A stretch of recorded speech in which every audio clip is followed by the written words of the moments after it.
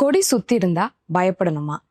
இப்போ தொப்புள் கொடி அப்படிங்கிறது பிளசண்டான்னு சொல்ற நஞ்சு கொடியில இருந்து பேபியை கனெக்ட் பண்ற ஒரு டியூப். இந்த டியூப் வழியா தான் பேபிக்கு நியூட்ரிஷன் போகும். ஸோ இப்போ பேபியை சுத்தி ஒரு வாட்டர் பேக் இருக்கும். பேபி எவ்ரி டைம் மூவ் பண்ணும்போது அந்த தொப்புள் கொடி வந்து பேபியை சுத்தும். இது நார்மல். இப்போ பேபியோட கழுத்துல கொடி சுத்தி இருந்தா அது கார்ட் அரவுண்ட் த நெக் அப்படின்னு சொல்லுவோம். இது ஒரு ஸ்கேன் ஃபைண்டிங்.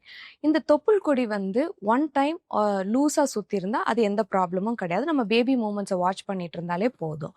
இப்போ அதே தொப்புள் கொடி பேபியோட கழுத்துல 2 or 3 டைம்ஸ் வந்து ரொம்ப டைட்டா சுத்தி இருந்தா நம்ம கொஞ்சம் கேர்ஃபுல்லா இருக்கணும்.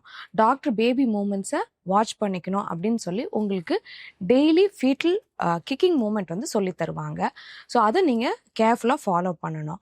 ஏன்னா பேபிக்கு வந்து மூச்சு திணறல் ஏற்பட்டுச்சுன்னு சொன்னால் பேபியோட உயிருக்கு ஆபத்து ஏற்படலாம். அதே மாதிரி நீங்கள் எவ்ரி டைம் டாக்டரை கன்சல்ட் பண்ணும்போதும் அந்த கொடி ரிலீஸ் ஆயிருக்கா அப்படிங்கிறத அவங்க செக் பண்ணிக்குவாங்க. Like, share and subscribe Ratna Fertility YouTube channel.